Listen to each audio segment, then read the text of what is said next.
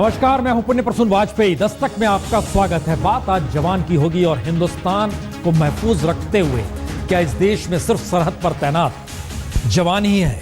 देश के भीतर की सियासत ने दरअसल हवा में इतना जहर खोल दिया है कि दरअसल मौजूदा वक्त में राष्ट्रवाद, राष्ट्र प्रेम या फिर राष्ट्रभक्ति भी कहीं लगता है हाशिए पर जाकर खड़ी हो गई है।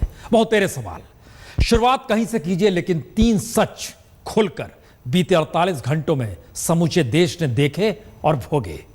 समझिए जरा इसका मतलब क्या है।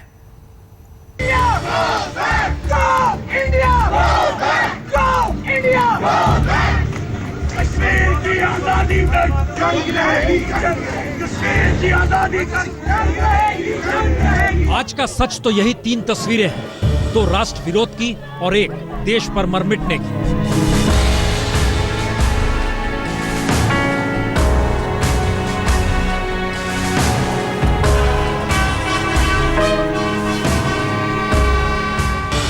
देश के सबसे प्रतिष्ठित यूनिवर्सिटी में देश के दुश्मनों के हक में नारे लगे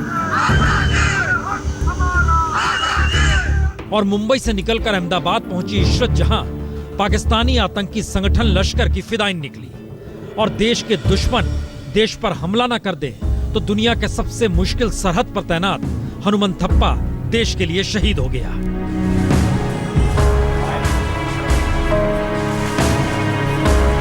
तो इस सच को उठाना लाजमी है कि जवान है तो हिंदुस्तान है,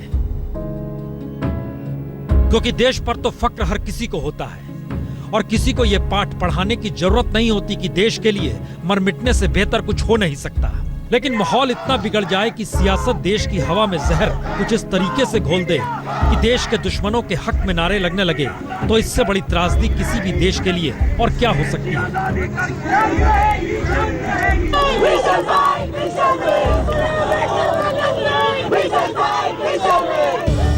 विडंबना देखिए, विभाजन के 22 बरस बाद बने जेएनयू में 46 बरस बाद न सिर्फ छात्रों के गुट ने संसद पर हमले के दोषी अफजल गुरु की बरसी मनाते हुए उसे शहीद करार दिया, बल्कि पाकिस्तान के हक में नारे भी लगाने लगे और भारत विरोधी नारे लगाने से भी नहीं हिचकिचाए। तो भी तमाम राजनीतिक दल एक सुर में विरोध नहीं कर पाए, यानी बट यहाँ भी गए।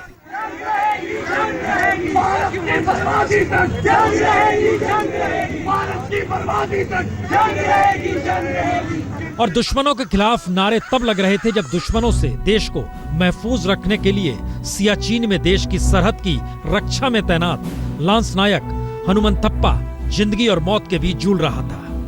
यानी एक तरफ देश अपने जवान को बचाने के लिए दुआ कर रहा था, उसी वक्त आतंकवादी को ही शहीद करार देकर बरसी मनाई जा रही थी। वहाँ पे ये लिखा है इन solidarity with Afzal Guru against the judicial killing. बात यह है कि we are against the capital punishment.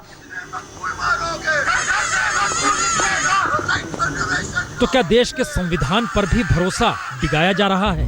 क्योंकि अफजल की फांसी पर मुहर तो सुप्रीम कोर्ट ने लगाई थी। तो क्या राष्ट्र प्रेम भी हाशिए पर ढकेला जा रहा है? क्योंकि संसद से चंद फरलांग की दूरी पर प्रेस क्लब में भी गो बैक इंडिया और कश्मीर आजाद होकर रहेगा के नारे भी लगे। तो क्या सियासत का रंग तिरंगे पर भारी पड़ने लगा है? क्योंकि 11 बरस पहले अहमदाबाद में इनकाउंटर में मारी गई इशरत जहां को आज जब डेविड कोलमैन हेडली ने लश्कर का फिदायीन बताया, तो बीते 11 बरस की वह सियासत भी सामने आकर खड़ी हो गई, जिसने एक वक्त न सिर्फ इशरत को आतंकी मानने से इनकार किया, बल्कि इशरत जहां को देश की बेटी बताकर और उस परिवार को लाखों का चेक देकर राहत का काम करने का जिक्र किया था। और आज भी डेविड हेडली के बयान की जांच की मांग कराने से नहीं हिचके। उसने कोई बात कही है तो उसकी आप जांच कर लीजिए, पर उस बयान को का इस्तेमाल इस काम के लिए करना कि आप एक फर्जी मुठभेड़ को सही बताएंगे, तो भारत का कानून उसकी इजाजत नहीं देता। तो क्या सियासत ने देश को हड़प लिया है, राष्ट्रवाद, राष्ट्र प्रेम को हड़प लिया है? क्योंकि जहां देश के लिए जान गंवाने वाले ही बेमानी लगने लगे और दुश्मनों के लिए लगते नारे सियासी राजनीति का हिस्सा बन जाएं और उस पर खामोशी बरत ली जाए। क्योंकि सच तो यही है कि देश के कद से आतंकवादियों का कद ऊंचा बताने वाले लोग उन जवानों की शहादत भुला देते हैं, जिनकी वजह से खुली हवा में आज हम कुछ भी बोलने को आजाद हैं। तो कह सकते हैं जवान है तो हिंदुस्तान है। जवान है तो हिंदुस्तान है। इस बात का जिक्र इसलिए क्योंकि बात अगर इशरत की उठी वह फिदाइन थी।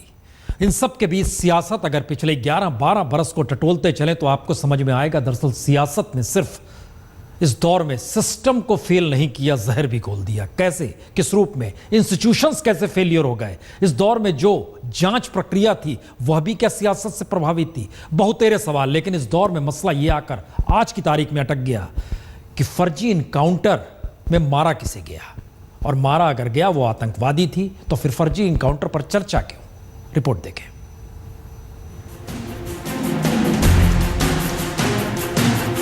दो 2004 में इंटेलिजेंस ब्यूरो का इनपुट था कि इशरत जहां एक आतंकी है, और 15 जून 2004 को अहमदाबाद में गुजरात पुलिस के इनकाउंटर के बाद पहली बार सितंबर 2009 में Ahmedabad metropolitan magistrate SP Tamang ने इनकाउंटर को फर्जी करार दिया।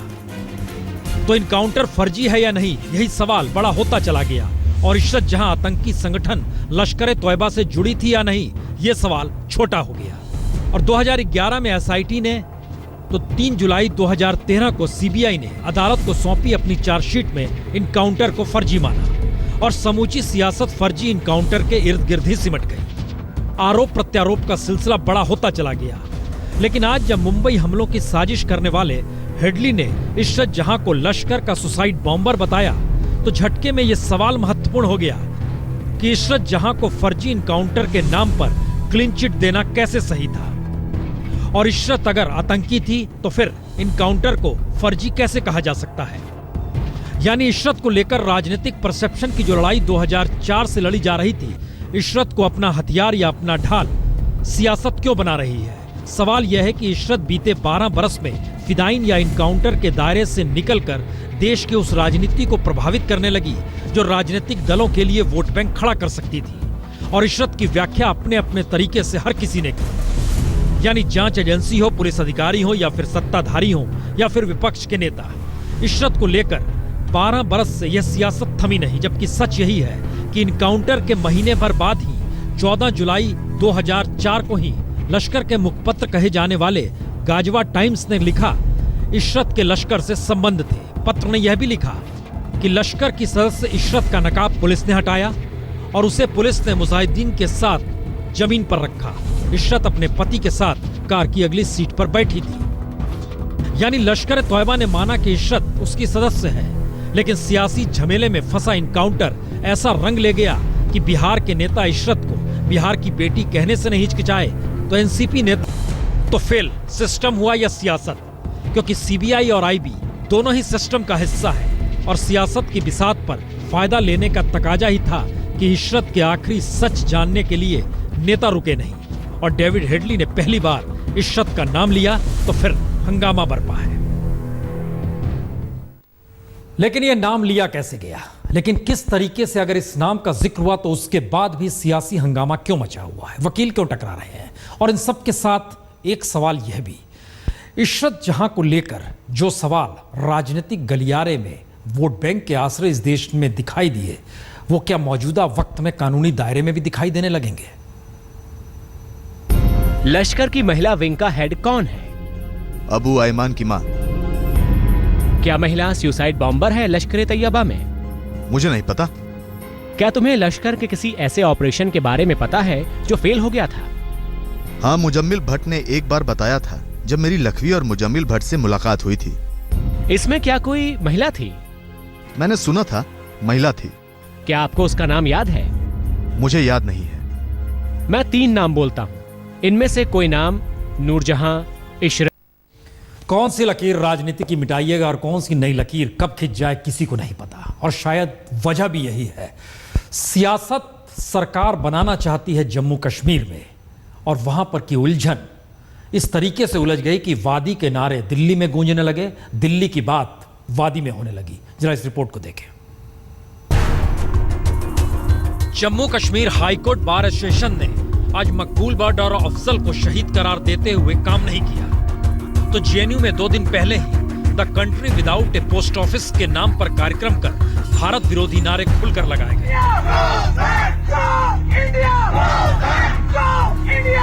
यानी देश के भीतर देश के दुश्मनों को लेकर खुला इजहार किया गया, लेकिन कोई कार्रवाई किसी के खिलाफ हुई नहीं सिवाय सियासी हंगामे की। कश्मीर की आजादी का जंग रहेगी, जंग रहेगी। यानी पहली बार कश्मीर को लेकर मोदी सरकार के सामने यह भी बड़ी चुनौती है कि वो कैसे देश के दुश्मनों के पक्ष में खड़े होते हाथ और नारों को रोके। क्योंकि Jammu Kashmir high court bar association ने बाकायदा जेकेएलएफ नेता मकबूल भट्ट और संसद पर हमले के दोषी अफजल गुरु की फांसी की तारीख को कश्मीर के संघर्ष से जोड़कर उन्हें शहीद करार दिया। उस पर कोई रोक कैसे लगेगी, ये सवाल अब भी बड़ा उछला है। खासतौर से जम्मू कश्मीर में जिस तरीके से पीडीपी और बीजेपी के तार उलझे हुए हैं और पीडीपी नेता महबूबा मुफ्ती सरकार तभी बनाना चाहती है जब मोदी सरकार उनके हर फैसले के पीछे खड़ी नजर आए।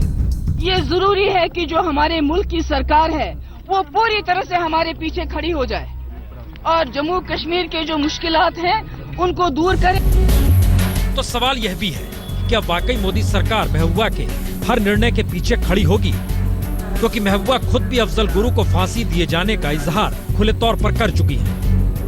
अफजल गुरु को 28वें नंबर से उठा के इस तरह फांसी देना, बच्चों से मिलने नहीं दिया गया, उसकी लाश को तिहाड़ जेल में आप बंद करके रखना, उसकी मैयत को वहां बंद कर देना।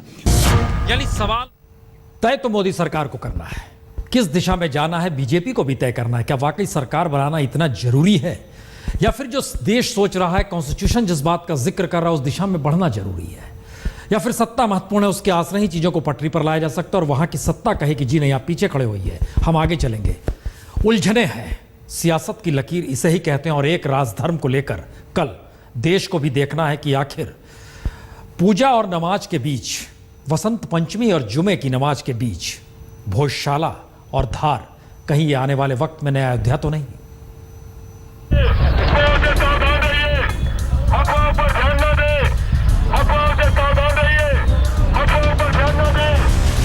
इधर मंदिर तो उधर मस्जिद, दिन जुमे का लेकिन दिन वसंत पंचमी का भी।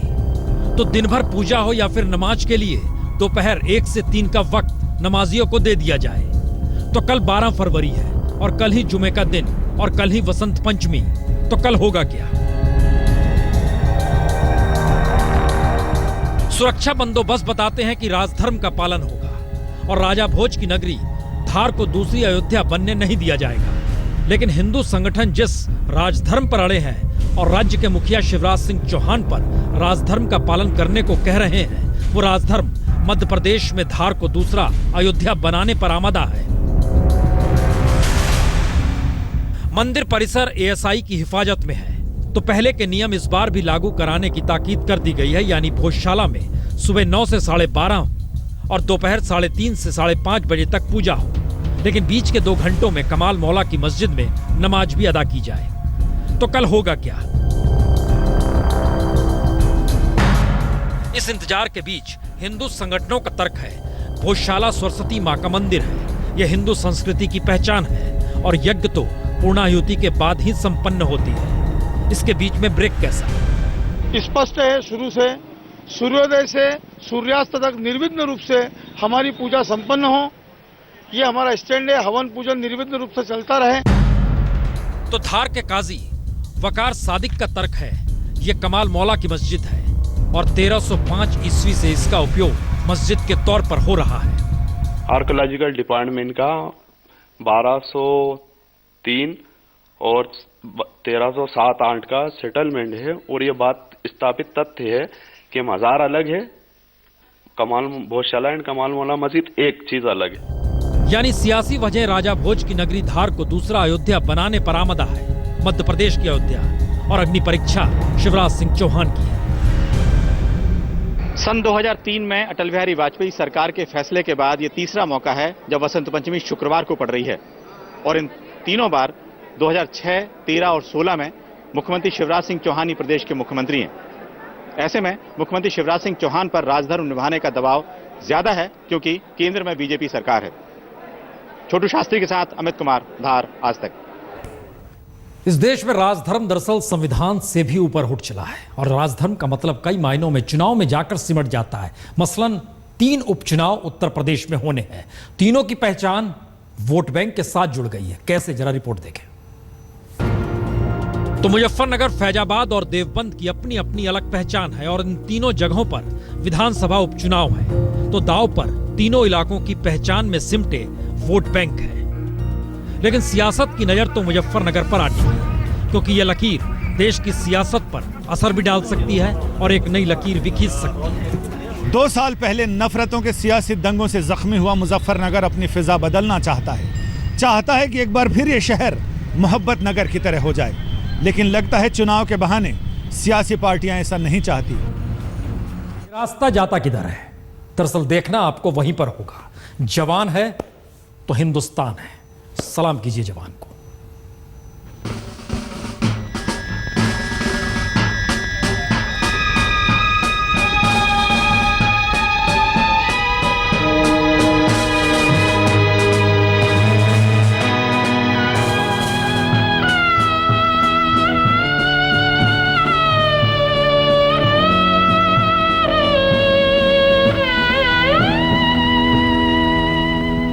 कर चले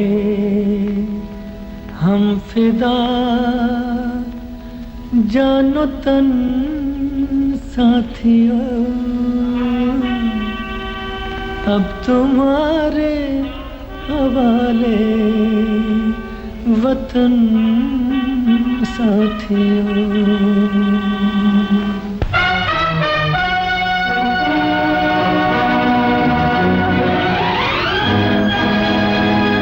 कर चले हम फिदा जानो तन साथियों, अब तुम्हारे हवाले वतन साथियों। कर चले हम फिदा जानो तन साथियों। दिल्ली में बीती रात हंगामा करने वाले लड़के लड़की को पुलिस ने गिरफ्तार कर लिया है। मेडिकल जांच में शराब की पुष्टि भी हो गई है और आपको ये भी बता दें कि इन दोनों पर आरोप है कि इन्होंने अपनी मर्सिडीज से एक बाइक सवार को टक्कर। Hello and welcome to another episode of Gadgets and Gizmos. My name is Gaurav Prethi and what's new? Well, we are in KL, Malaysia. It's a beautiful place where you find the tallest of the buildings, beautiful restaurants, clean roads and no cows. I wonder where...